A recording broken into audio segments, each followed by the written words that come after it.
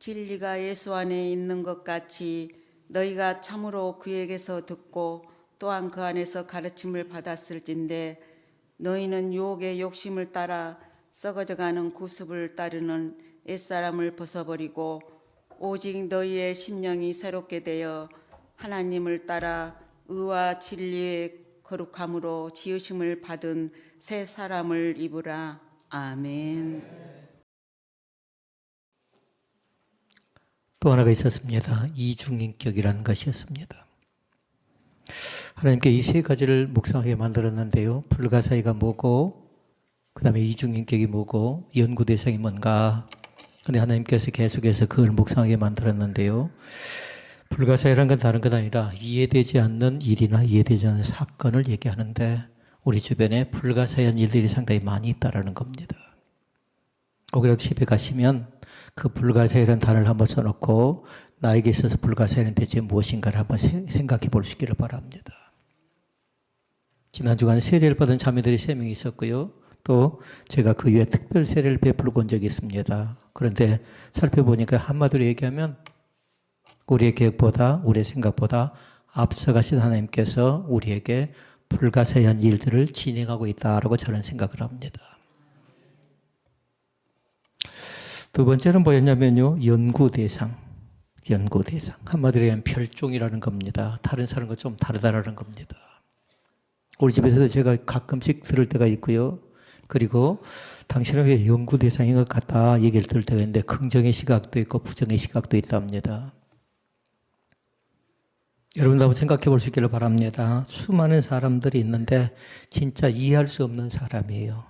저 사람은 저래서는 안 되는데 뭔가 크게 상심 줄 때도 있고 뭔가 크게 기쁨을 줄 때도 있습니다. 교회를 놓고 볼까요? 교회를 놓고 보니까 저 교회가 잘 안 될 것 같아요. 뭔가 비비해요. 부족해요. 그런데 보니까요. 잘 된 교회들이 있습니다. 두 가지가 다 해당됩니다. 아까 뭐였죠? 불가사의에 해당되기도 하고 두 번째 연구 대상에 포함되기도 하고 그럽니다. 그래서 보니까요.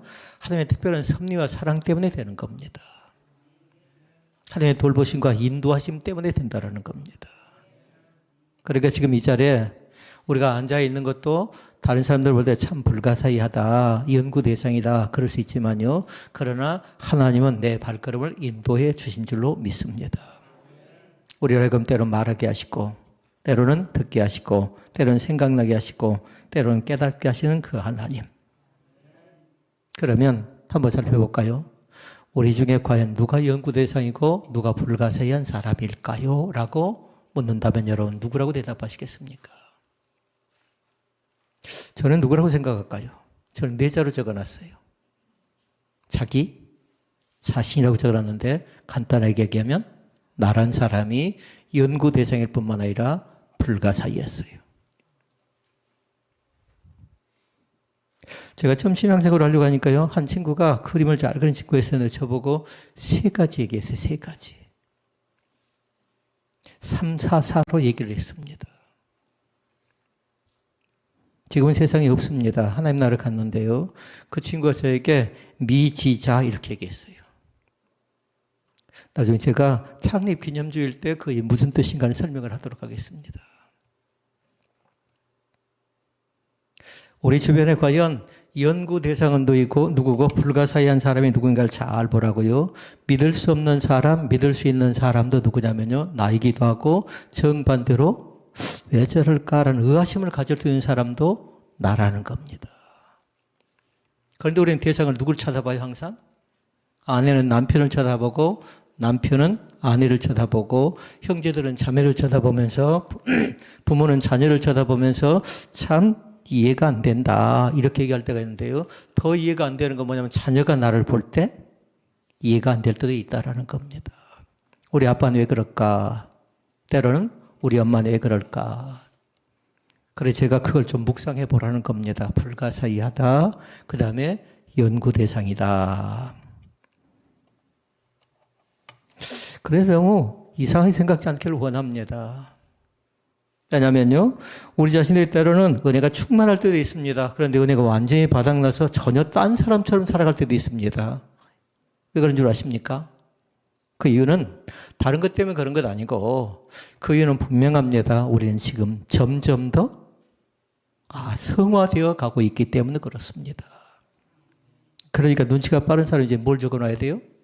불가사의 이제 이미 다 끝났고 연구 대상도 이미 다 끝났고 성화에 대해 적어놓으라고요. 점점 더 그리스도를 닮아가고 있다라고 믿습니다.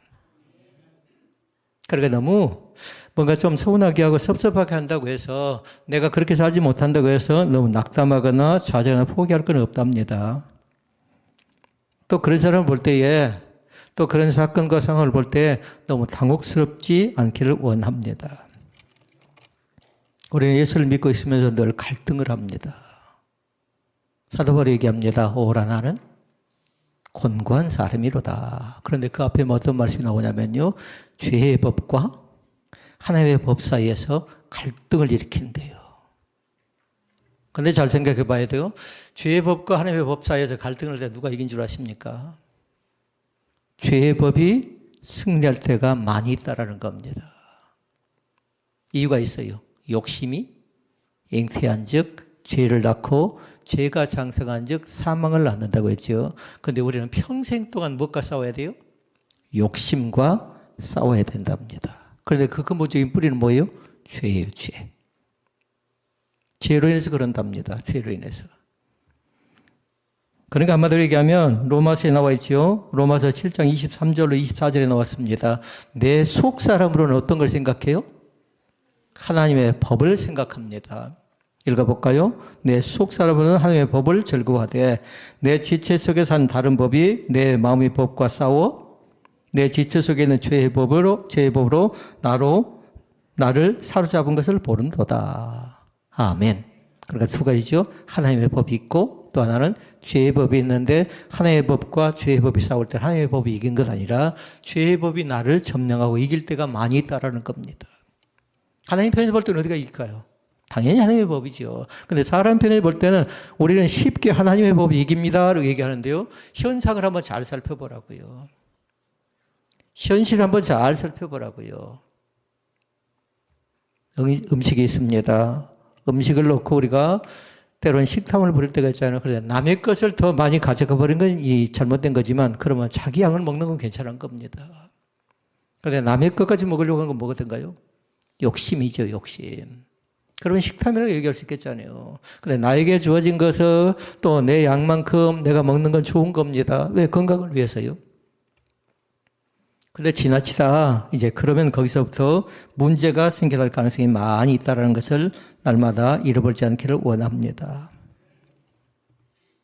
그러니까 점점 더 난 하나님을 사랑하고 있을 뿐만 아니라 그 갈등 가운데 우리가 살아가고 있는데 두 가지를 잘 기억하라고. 왜 나는 갈등하는가? 때로는 왜 나는 염려하는가? 나는 왜 이러는가? 왜 나는 이렇게 불가사의하게 연구 대상으로 이렇게 살아가고 있는가? 얘기할 때 두 가지로 설명하면 됩니다. 하나는 뭐냐면 살아있다는 증거예요. 육인가 영인가 앞에가. 영적으로 살아있다는 증거가 되기 때문에 너무 염려할 것 없습니다. 죽은 자는 어쩔까요? 감각이 없습니다. 연구대상 불가사의라고 했죠. 10년 동안 다녀도 20년 동안도 아멘하지 못한 사람들이 얼마나 많이 있던가요. 그런데 1년 다녀도 세례를 이제 받아도 아멘한 사람도 있습니다. 얼마나 감사한 일인가요. 영적으로 살아있다는 것이고요. 두 번째는 뭐냐면요. 생명이 있기 때문에 그렇습니다. 생명. 살아있음에 감사할 수 있기를 바랍니다. 오늘도 사랑하는 성도들에게 영적으로 살아있을 뿐만 아니라 생명이 있다는 사실을 귀하게 믿을 수 있기를 바랍니다. 그래서 말씀 제목을 뭐로 정했나요? 새로운 옷으로 이제 탈바꿈 갈아입은 사람입니다. 쉽게 설명할까요? 새로운 옷으로 갈아입기 위해서 우리가 해야 될 것이 한 가지 있답니다. 그건 뭘까요? 헌 옷을 벗어 던져야 되는 겁니다. 다시 말씀드리면 옛사람의 때를 벗어버리고 이제 새 사람으로 거듭나는 귀한 축복이 우리 가운데 있어지기를 주의 이름으로 축복을 드립니다. 새로운 옷으로 갈아입는다 할 때 옛 옷을, 옛 것을 그대로 또 가지고 또 입는다면 그 사람은 어쩔까요? 그 사람은 계속 되풀이되는 겁니다. 그러기 제가 부탁합니다. 말씀 제목 잘 기억하시라고요. 이제 나는 갈아입은 사람이에요. 부활의 주님을 만나고 나서 세례를 받고 나서 우리에게 주어진 특권이 세 가지가 있습니다. 그것은 뭐냐면요. 예수 그리스도와 함께 십자가에 나는 못 박혔습니다. 이것을 믿으실 수 있기를 바랍니다. 부활의 주님을 만났어요. 부활의 주님을 믿었어요. 그런 사람 뭐라고요? 예수 그리스도와 함께 정과 욕심을 십자가에 못 박혔다는 사실을 분명하게 고백할 수 있기를 바랍니다. 부활의 주님을 믿는 내가 그런다고요. 그리고 지난 주간에 세례받은 내가 그런다고요. 쌍월 식구들 이쯤 되면 하면 하는데 세례받은 저 친구들이 바로 예수 그리스도와 함께 십자가에 못 박혔다고요. 그 다음에 두 번째가 있습니다. 그것은 뭐냐면요. 이제 그리스도 예수 안에서 한 사람이 아니라 새 사람이 되었습니다. 사진을 찍어보니까요. 사진 안에서 보니까 얼굴들이 밝아졌어요. 저는 그때 그 사진 안에 밝아진 모습이 우리 자매들의 앞길 가운데 날마다 해처럼 밝아지는 귀한 축복의 역사가 나타날 수 있기를 바랍니다.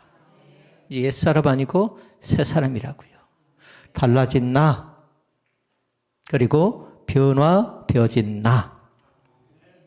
그전에는 왜 나는 이럴까라고 의아심을 가졌다라면 이제는 뭐냐 충분히 나도 가능성이 있습니다라고 고백할 수 있기를 바랍니다. 그래서 십자가에 못 박았고 두 번째는 새 사람이 됐고 세 번째 뭘까요? 두 가지를 기억하지 못한다고 해도 세 번째를 기억해야 된답니다. 나는 이제 누구인가를 분명히 기억해야 돼요. 누굴까요? 나는 이제 하나님의 자녀가 되었습니다. 부활의 주님을 믿는 나도 마찬가지고 세례를 전에 받았던 이제 받았던 세례를 지금 받은 많은 사람들 가운데도 마찬가지로 바로 부활의 주님을 마음속 깊이 모셔드릴 수 있기를 바랍니다. 그러니까 교회를 얘기한다면 부활과 십자가를 얘기할 수 있대요. 아멘. 부활절만 믿는 거 아니라고요. 부활 후 첫째 주일도 믿고 둘째 주일도 마찬가지고 그러면 성령 강림주일 돌아오잖아요. 그리고 맥주 감사주일 돌아오잖아요. 그때까지 계속 소리 뭡니까? 부활의 주님을 찬양하는 겁니다.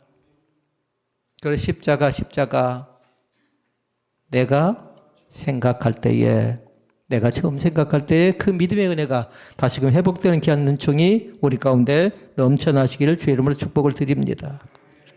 주님만 닮아가도록 예를 써나가도록 하십시다. 고린도후서 5장 17절 말씀은 얘기합니다. 그런즉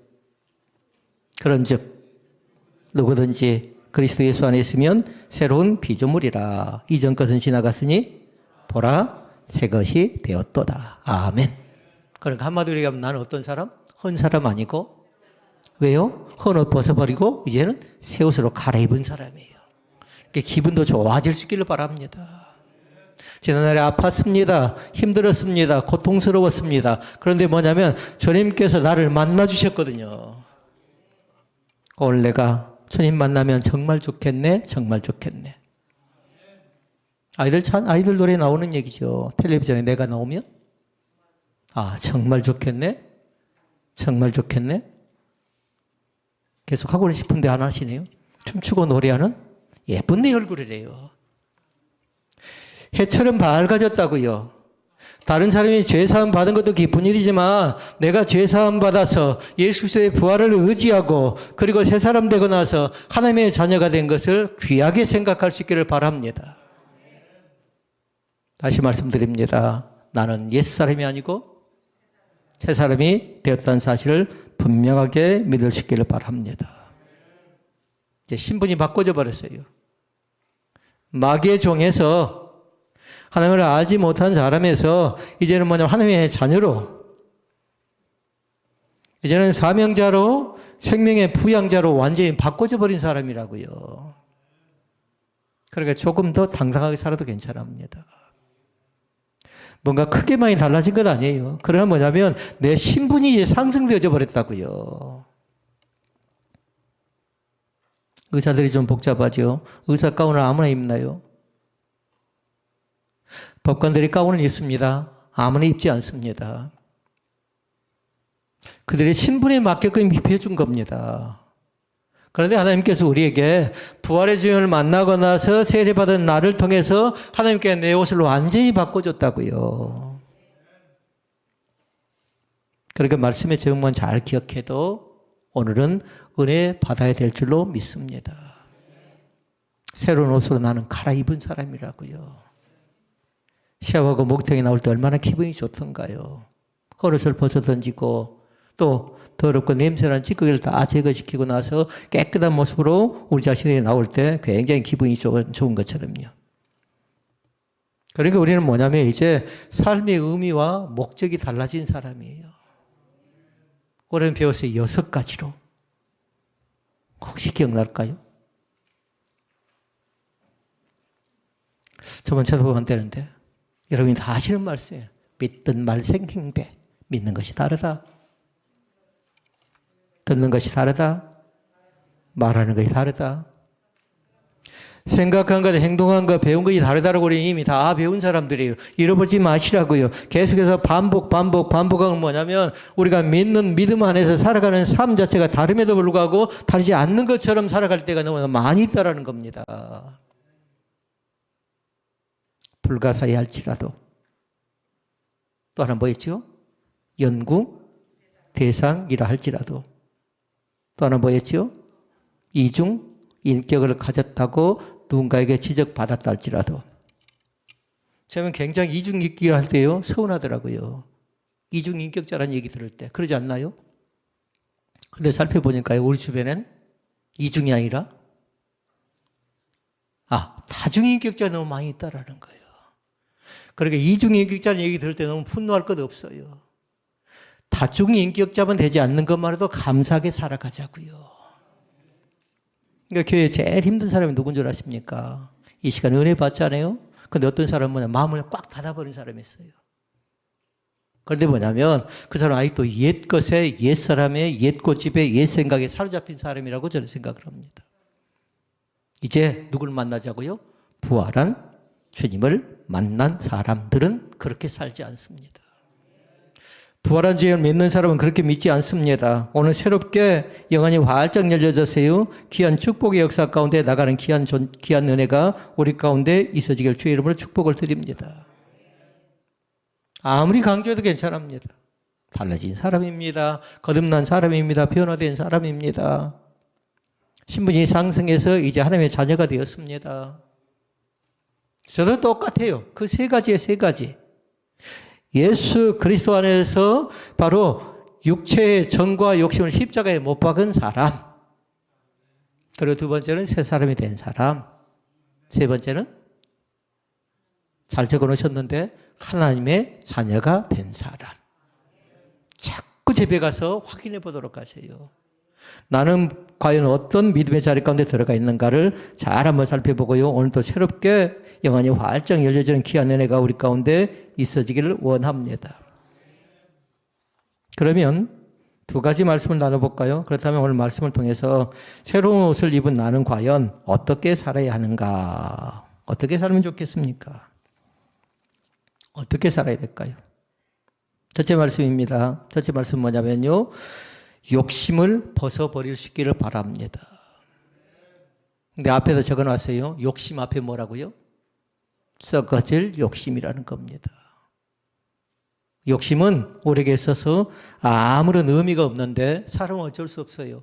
죄의 본성을 가지고 있는 사람들은 욕심을 가질 수밖에 없다라는 겁니다. 22절 말씀에 나옵니다. 같이 읽어볼까요? 너희는 유혹의 욕심을 따라 썩어져가는 구습을 따르는 옛사람을 벗어버리고. 욕심 앞에는 뭐라고요?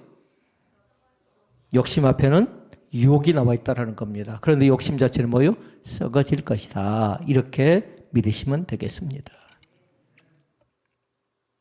예수 믿고 구원받고 나서 우리는 뭐냐면요. 우리 속에 여전히 어쩔까요? 2 종류가 있어요. 옛사람이다, 새사람이다. 그런데 뭐냐면요. 여전히 우리는 옛사람 가운데 사로잡혀 있습니다.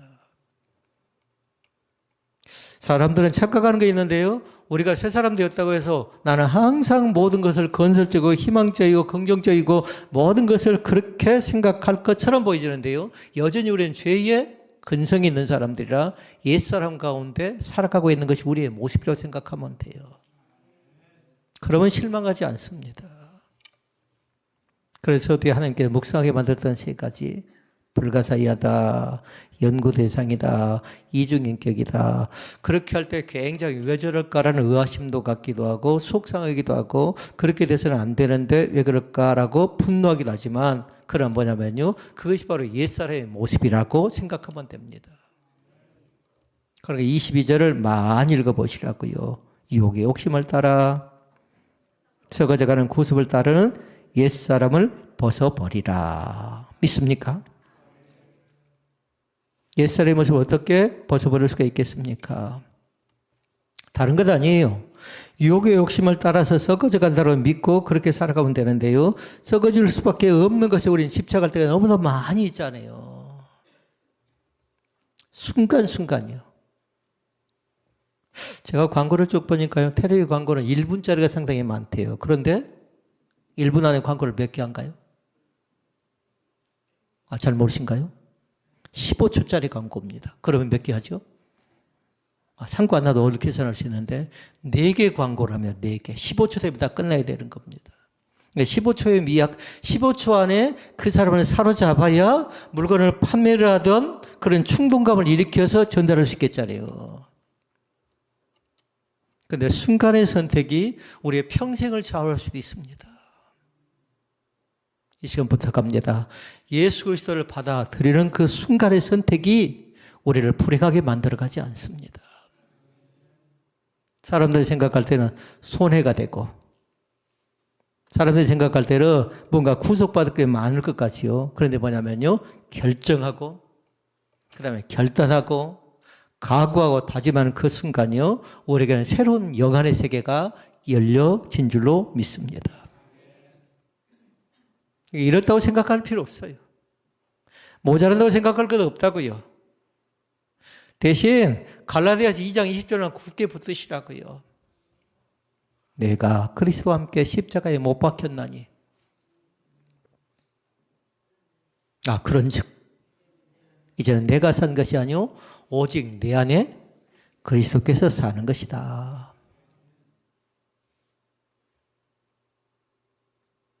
더 하셔야 되는 거 아닌가요?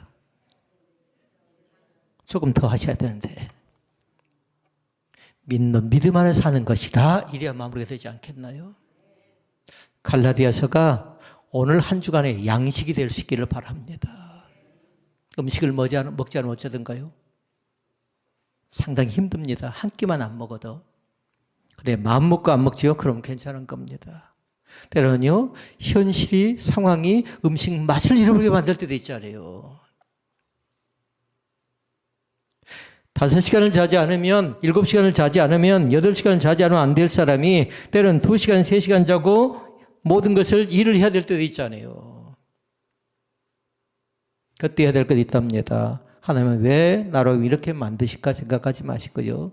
그때 중요한 건 뭐냐면 정신을 차리고 근신하고 깨어서 기도할 수 있기를 바랍니다.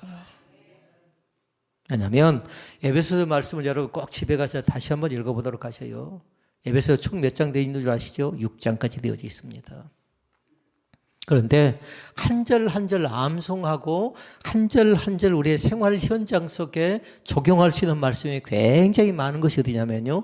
에베소서에 기록된 말씀이에요. 말씀 속에 보니까 그럽니까? 말씀 속에 보니까 뭐라고 하냐면 마귀로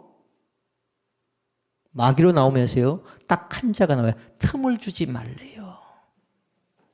사단은 틈새를 공략하고 있어요. 어떤 봉인을 갔더니 그러더라고요. 창문을 바라버려요. 그런데 마귀가 막 들어오려고 한대요. 그건 좀 지나친 겁니다. 그렇게 역사하지 않습니다. 뭐냐면 미혹합니다. 유혹합니다. 그럴듯하게 눈속임에 들어옵니다. 일확천금을 줄 것 같습니다. 모든 게 다 잘 될 것 같습니다. 자녀가 그 길을 선택하면 이 사업을 하면 잘 될 것 같습니다. 그런데 뭐냐면요, 순간의 선택이 평생을 좌우한다고 했죠. 잘못 판단하고 잘못 결정하면요, 쉽게 갈 수 있는 길을 멀리 가고 더 힘겹게 살아가야 될 때가 많이 있다라는 겁니다. 그래서 오늘 본문 말씀대로 그것이 뭐라고요? 욕심이라는 겁니다. 이제 사랑하는 성도는 부탁합니다. 이제 손을 조금만 펴도록 하십시다. 움켜쥘 만큼 지려고 하는데요, 그게 잘 안 됩니다. 잘 안 되어집니다. 내가 진 만큼 다 내 것이 될 수 있다면 좋은데 여건과 상황과 환경은 절대로 그렇게 되어져 있지 않습니다. 건강 마음대로 되어지던가요? 마음대로 되어지지 않습니다. 여러분 자녀가 마음대로 되어지는가요? 골프 치는 사람들 골프가 마음대로 되어지던가요? 절대 마음대로 되지 않는답니다. 넓게 보면 인생이 마음대로 되어지지 않고 우리의 믿음도 마음대로 되어지지 않습니다. 그리고 여기 정리할 거 뭐냐면 내 마음대로 내 생각대로 내 고집대로 되는 거 하나님이 기뻐하지 않고 하나님의 뜻대로 하나님의 방법대로 하나님의 생각이 무엇인가 알아가는 공부가 훨씬 더 귀한 공부인 줄로 믿습니다. 그러니까 지금 그 공부를 해도 늦지 않아요. 하나님을 알아가는 공부를 해도 늦지 않는다고요. 그것이 곧 인생 공부고 그것이 믿음 공부고 그것이 현재를 살아가는 공부인 줄로 믿습니다. 유혹 앞에는 썩어진 겁니다. 그리고 유혹되는 뭐가 나온다고요? 욕심이 나옵니다. 갈라디아서 말씀합니다. 갈라디아서 6장 8절 말씀 읽어볼까요? 자기 육체를 위하여 심는 자는 육체로부터 썩어질 것을 거두고 성령을 위하여 심는 자는 성령으로부터 영생을 거두리라. 아멘. 육체로부터 뭐 거둔다고요? 썩어질 것. 성령을 위하여 심는 자는 뭐 거둔다고요? 영생을 선물로 받은 줄로 믿습니다. 사랑하는 성도 여러분, 이 시간 무엇 때문에 목말라 하십니까? 이 시간 다른 것 말고요. 초가 삼간이라고 할지라도 때론 넓은 곳에 산다 할지라도 내 주 예수 계신 곳이 그 어디나? 차상인가요? 그 어디나? 하늘나라인 것을 믿습니다. 난 왜 이렇게 어렵게 산가? 라고 너무 슬퍼하지 마시라고요. 왜냐하면 고저가 있잖아요. 지금 낮아졌다면 또 올라갈 때가 있고 올라갔다면 또 내려올 때가 있잖아요. 제일 적당한 게 뭐냐면요. 내 현실 가운데 내 현실대로 하나님께서 만들어 가시는 겁니다. 너무 잘 될 때 어쩌던가요?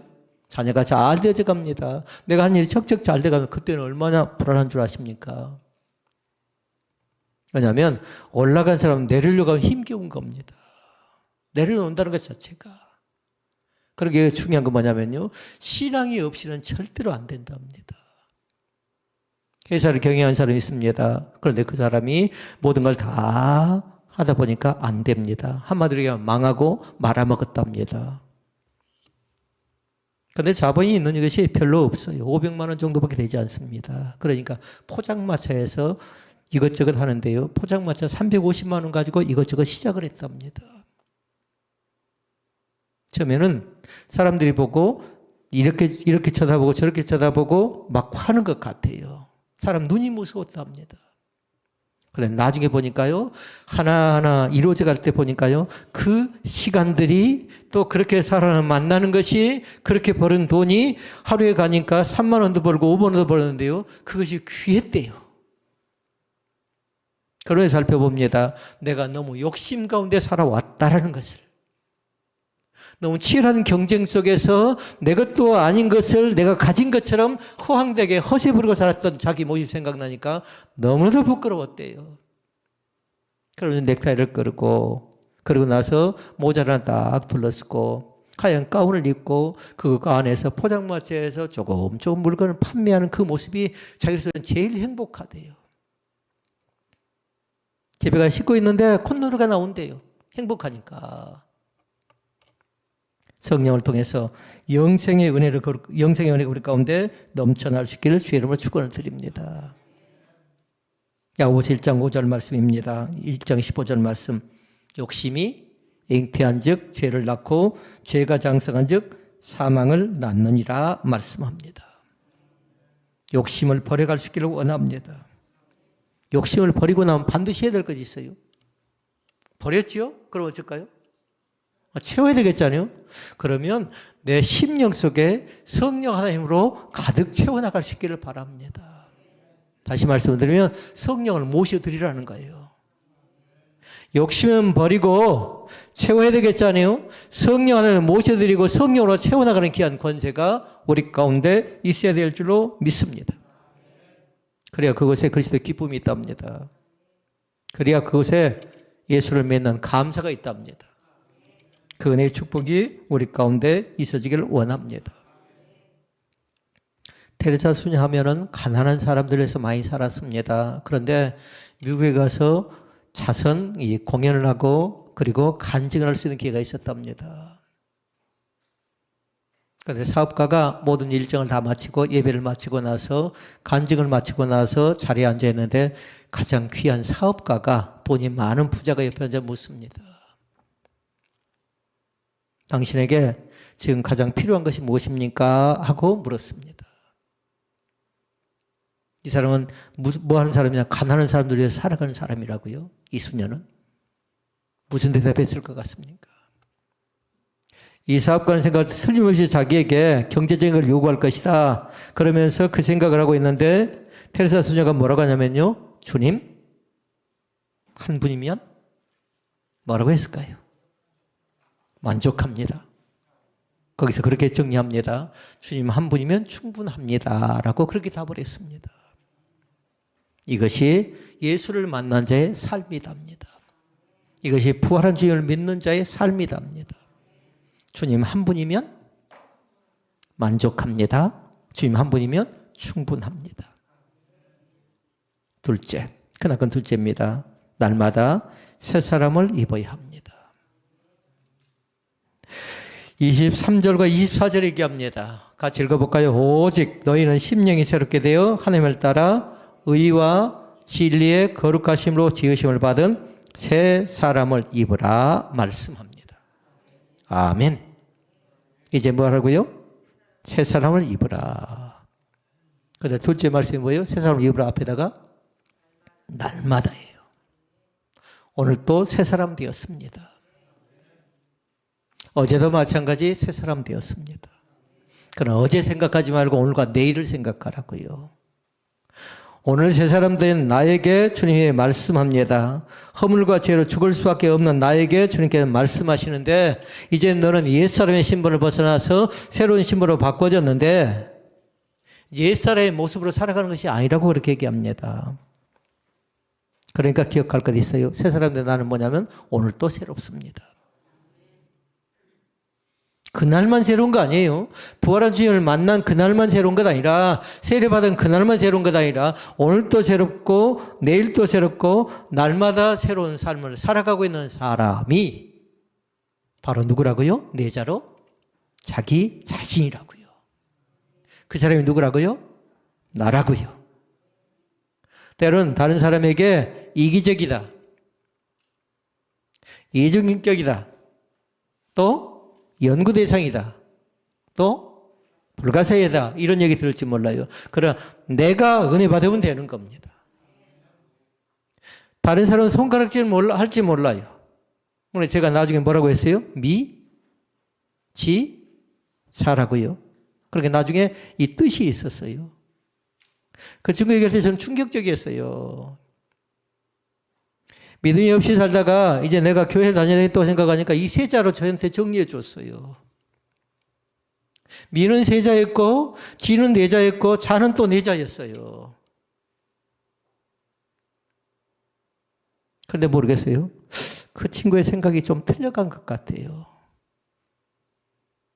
제가 결정하고 결단하고 결심하고 하고 다짐했던 것 자체가요. 그 친구는 뭐냐면 몇 조금 갈까 계산해 봤거든요. 언제까지 되는가 보자라고. 근데 오늘까지는 감사해요. 왜냐하면 오늘까지 하나님의 사람으로 살아가고 있으니까요. 그 친구는 불자였는데 저에게 그렇게 얘기합니다. 너는 그곳에 가서는 안 된대요. 물이 다르대요. 물이. 그 물과 너희들이 노는 물이 다르대요. 그런데 감사하게 돼요. 이곳은 어떤 물이 흐른가요? 생명수가 흐르는 것이에요. 이곳은 어떤 물이에요? 이거는 생명샘이라고요.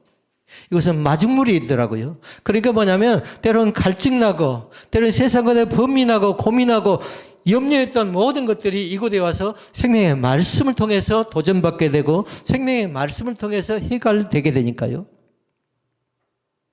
이제 그 목마름을 다른 거 찾지 않는 겁니다. 때로는 사람에게 찾으려고 했고 때로는 세상 욕망과 욕심 가운데 찾으려고 했고 그런데 하나님은 반드시 뭐냐면요.